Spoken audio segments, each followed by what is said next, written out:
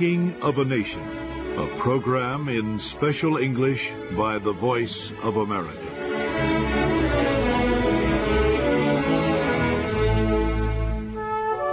History is full of examples of leaders joining together to meet common goals. But rarely have two leaders worked together with such friendship and cooperation as American President Franklin Roosevelt and British Prime Minister Winston Churchill. The two men had much in common. They both were born to wealthy families and were active in politics for many years. Both men loved the sea and the Navy, history and nature. Roosevelt and Churchill first met when they were lower-level officials in World War I.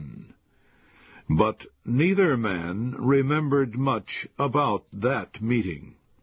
However, as they worked together during the Second World War, they came to like and trust each other. Roosevelt and Churchill exchanged more than 1,700 letters and messages during 5.5 years. They met many times, at large national gatherings and in private talks. But the closeness of their friendship might be seen best in a story told by one of Roosevelt's close advisers, Harry Hopkins. Hopkins remembered how Churchill was visiting Roosevelt at the White House one day. Roosevelt went into Churchill's room in the morning to say hello. But the president was shocked to see Churchill coming from the washing room with no clothes at all. Roosevelt immediately apologized to the British leader for seeing him naked. But Churchill reportedly said, "The Prime Minister of Great Britain has nothing to hide from the President of the United States." And then both men laughed. The United States and Great Britain were only two of several nations that joined together in the war to resist Hitler and his allies. In January 1942, 26 of these nations signed an agreement promising to fight for peace, religious freedom, human rights, and justice. The three major allies, however, were the most important for the war effort: the United States, Britain, and the Soviet Union. Washington and London did not always agree. For example, they disagreed about when to attack Hitler in Western Europe, and Churchill resisted Roosevelt's suggestions that Britain give up some of its colonies. But in general, the friendship between Roosevelt and Churchill and between the United States and Britain led the two nations to cooperate closely. This was not true with the Soviet Union. Moscow did not share the same history or political system as Washington or London, and it had its own interests to protect along its borders and in other areas. Relations between the Soviet Union and the Western Allies were mixed.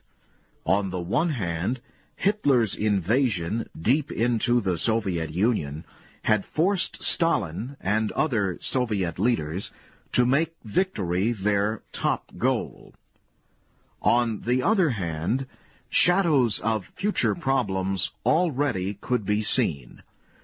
The Soviet Union was making clear its desire to keep political control over Poland, and it was supporting communist fighters in Yugoslavia and Greece. These differences were not discussed much as the foreign ministers of the three nations gathered in Moscow in 1943. Instead, the ministers reached several general agreements, including a plan to establish a new organization called the United Nations. Finally, Roosevelt, Churchill, and Stalin met together for the first time.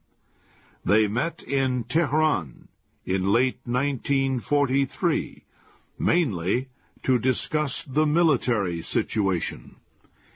However, the three leaders also considered such political questions as the future of Germany, Eastern Europe, East Asia, and future international organizations.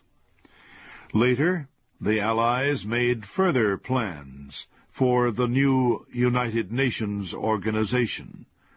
They arranged for new international economic organizations, the World Bank, and the International Monetary Fund. And the Allies agreed to divide Germany into different parts after the war for a temporary period.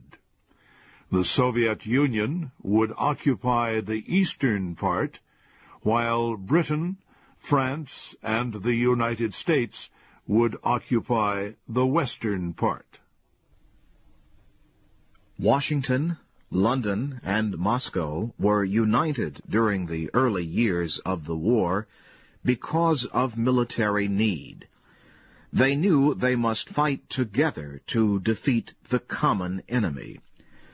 But this unity faded as Allied troops marched toward the German border. Roosevelt continued to call on the world to wait to plan the peace until the last bullet was fired. But Churchill, Stalin, and other leaders already were trying to shape the world that would follow the war. Now, differences between the Allies became more serious. The most important question was Poland. Hitler's attack on Poland back in 1939 had started the war. Roosevelt and Churchill believed strongly that the Polish people should have the right to choose their own leaders after victory was won. Churchill supported a group of Polish resistance leaders who had an office in London. But Stalin had other ideas. He demanded that Poland's border be changed to give more land to the Soviet Union, and he refused to help the Polish leaders in London. Instead, he supported a group of Polish communists and helped them establish a new government in Poland. Churchill visited Stalin late in 1944. The two leaders joined with Roosevelt a few months later in Yalta. All agreed that free elections should be held quickly in Poland, and they traded ideas about the future of Eastern Europe, China, and other areas of the world. Roosevelt was in good spirits when he reported to the Congress after his return. "I come home from the conference with a firm belief that we have made a good start on the road to a world of peace," he said. The peace cannot be a completely perfect system at first, but it can be a peace based on the idea of freedom. Churchill had the same high hopes. Marshal Stalin and the Soviet leaders wished to live in honorable friendship, he told the British Parliament after the conference. "I also know that their word is honest. Roosevelt and Churchill were wrong. In the months after the Yalta Conference, relations between Moscow and the Western democracies grew steadily worse. The Soviet Union moved to seize control of Eastern Europe. Stalin began making strong speeches charging that Washington and London were holding secret peace negotiations with Germany. And the Soviet Union refused to discuss ways to bring democracy to Poland. I have always held the brave Russian people in high honor, Churchill wrote later. But their shadow darkened the picture after the war. Britain and America had gone to war not just to defend the smaller countries, but also to fight for individual rights and freedoms. But, said Churchill, the Soviet Union had other goals. Her hold tightened on Eastern Europe after the Soviet Army gained control. After the long suffering and efforts of World War II, Churchill said it seemed that half of Europe had just exchanged one dictator for another. Churchill and Roosevelt agreed in secret letters that they must try to oppose the Soviet effort. But before they could act, Roosevelt died, and the world would live through a new war, the Cold War, in the years to follow. Roosevelt's death also ended the deep personal friendship between himself and Winston Churchill. The British leader wrote later about the day he heard the news of the death of his close friend in the White House.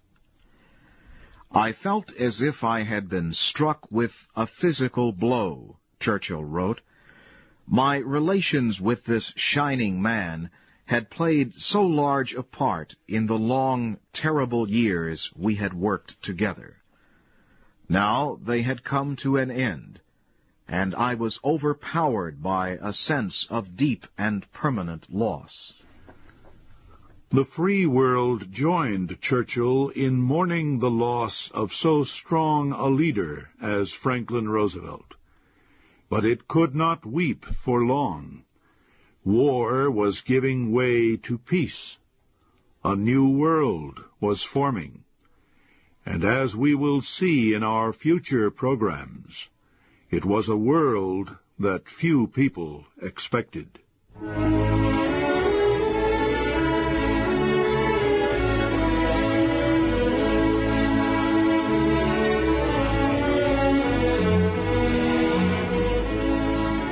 You have been listening to The Making of a Nation, a program in special English by The Voice of America. Your narrators were Harry Monroe and Jim Tedder. Our program was written by David Jarmel. The Voice of America invites you to listen again next week to The Making of a Nation.